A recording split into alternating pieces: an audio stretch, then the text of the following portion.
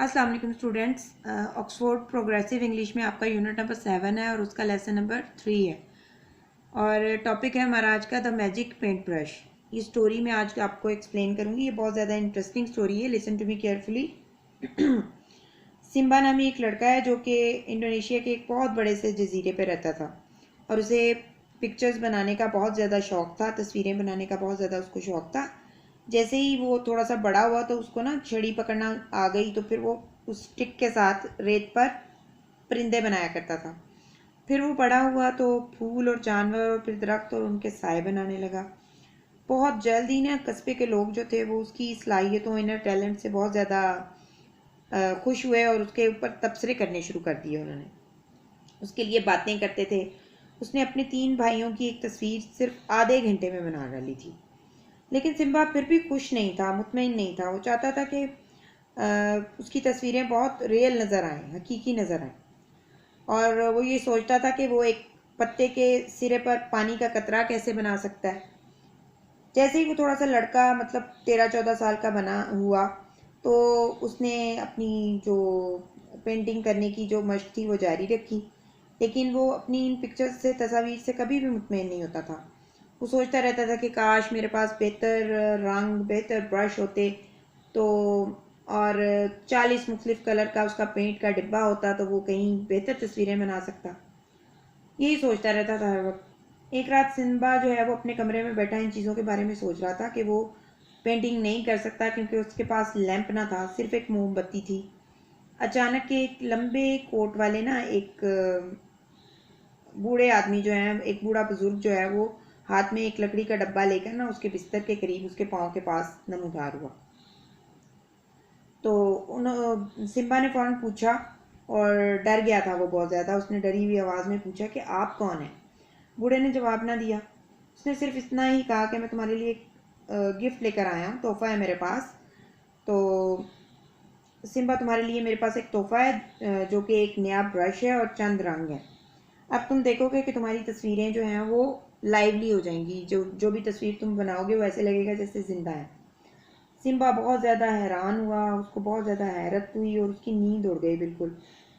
जैसे ही सूरज निकला उसने पेंट का डिब्बा निकाला और परिंदे की तस्वीर बनाई। इसके पर झील में गोता लगाने के बाद के अंदाज में चमके। उसने जो उसके पर बनाए थे ना वो चमकने लगे जैसे वो पानी के अंदर गोता लगा रहा है। अचानक परिंदे ने हवा में चूंच उठाई, फिर चहचहाने लगा, यानी उड़ के बहुत खुश हुआ। आखिरकार वो उड़कर खिड़की से बाहर निकल गया, यानी जो तस्वीर उसने बनाई थी वो लाइवली होगी, वो जिंदा लगने लगी। सिम्बा ने दाएं से बाएं सर हिलाया और पलकें झपकाई और वो बहुत हैरान हुआ। उसने सोचा शायद ये ख्वाब है।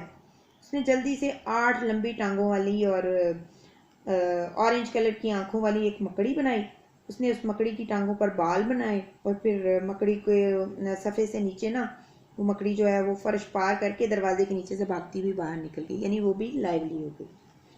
सिम्बा जानता था कि उनके घर में सिर्फ एक लैंप है। फिर उसने ऐसा किया कि एक बड़े वाला लैंप बनाया। फिर उसने अपने बाबा को दिखाया और कहा कि देखें अब्बू, मैंने अपने लिए एक और लैंप बनाया है।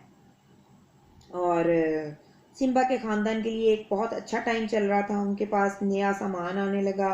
उनके पास 4 काउस थी, डक्स थी ढेर सारी, और खेत के लिए उनके पास नए आलात थे। फिर 4 भैंसें भी थीं।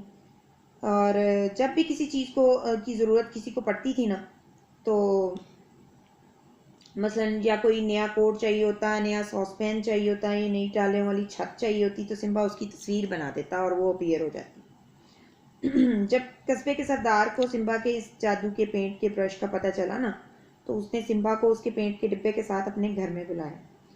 तो उसने कहा कि मुझे अपने घर के लिए नया फर्नीचर चाहिए, उस सरदार ने कहा। तो सिम्बा सरदार को नाराज़ नहीं करना चाहता था। उसने इसलिए सादा सी ना 2 स्टूलों वाली स्टूल और एक टेबल बना दी, यानी छोटा सा एक फर्नीचर बना दिया। बहुत छोटे थे वो। सरदार बहुत नाराज़ हुआ। उसने कहा कि ये तो बहुत छोटे छोटे से हैं, मुझे बड़ी बड़ी कुर्सियाँ चाहिए और मुझे सोने की कीमती पत्थरों वाली जो है ना वो ढकी हुई चेयर्स चाहिए, और मुझे नए कपड़े भी चाहिए, उसने कहा। और उनकी तस्वीरें बना के दो और सोने का ताज भी बना के दो। और फिर उसने कहा कि मुझे एक महल की तस्वीर बना के दो। लेकिन सिम्बा इस पे बहुत नाराज़ हुआ। उसने कहा कि कस्बे के लोग जब इतने भूखे हैं, इतने गरीब लोग हैं, तो आप इतने ऐश के सामान को लेकर क्या करेंगे? तो मैं सिर्फ वही चीज़ें बनाऊंगा जिनकी इन लोगों को ज़रूरत होगी, वो नहीं जिनकी आपको तलब होगी। तो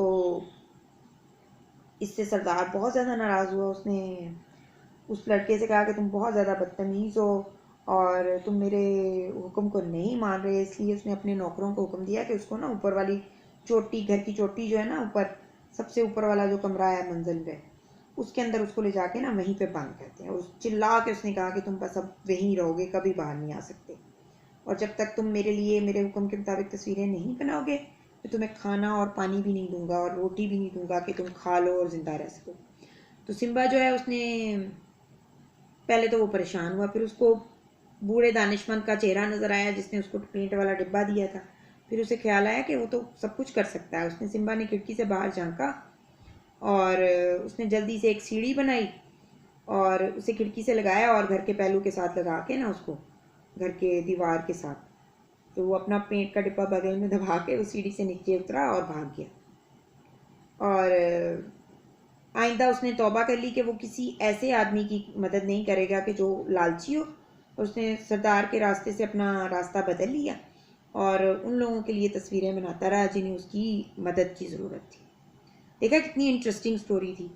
और इस स्टोरी की रीडिंग आपने घर पे करनी है बुक से। आपको इंग्लिश में भी उसकी रीडिंग करिएगा, फिर आपको अच्छी तरह से स्टोरी समझ में आ जाएगी। तो नेक्स्ट जो लेसन होगा उसमें हम इसके वर्ड्स मीनिंग और जो एक्सरसाइज होगी ना, वो सॉल्व करेंगे। अल्लाह हाफिज़।